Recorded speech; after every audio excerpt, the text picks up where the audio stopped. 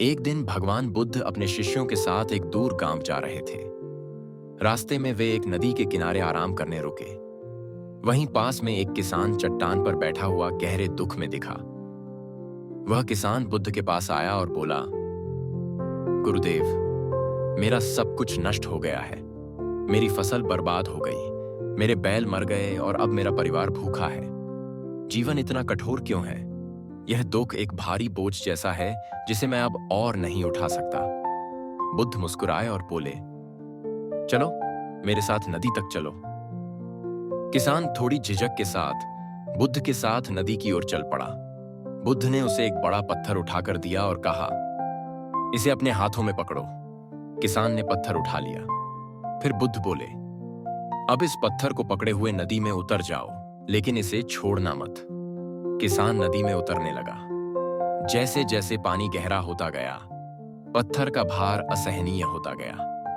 थक कर उसने पूछा, गुरुदेव, आपने मुझे यह क्यों दिया? मैं इसे पकड़कर डूबने जैसा महसूस कर रहा हूं। बुद्ध ने मुस्कुराते हुए उत्तर दिया, यह पत्थर तुम्हारे दुख का प्रतीक है। तुम इसे ऐसे पकड़े हुए हो जैसे इसे छोड़ने का तुम्हारे पास कोई विकल्प ही नहीं है। लेकिन सोचो, अगर तुम इसे छोड़ दो तो क्या होगा? किसान ठहर गया और बुद्ध के शब्दों पर विचार करने लगा। उसने पत्थर छोड़ दिया और वह पानी में डूब गया। उसके हाथों को हल्का महसूस हुआ।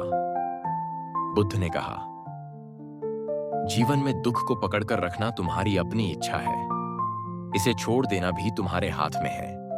जब तक तुम इसे पकड़े रहोगे, यह तुम्हारा बोझ रहेगा। लेकिन जैसे ही तुम इसे जाने दोगे, तुम्हारा मन और जीवन हल्का हो जाएगा। किसान की आंखें चमक उठीं। उसने गहरी सांस ली और बोला, गुरुदेव, आज मुझे समझ में आया कि दुख से मुक्त होना कितना सरल है। कहानी का जीवन पाठ, हमारा दुख तब तक भारी लगता है जब तक हम उसे पकड़ कर रखते हैं। उसे जाने देने की शक्ति हमारे भीतर है।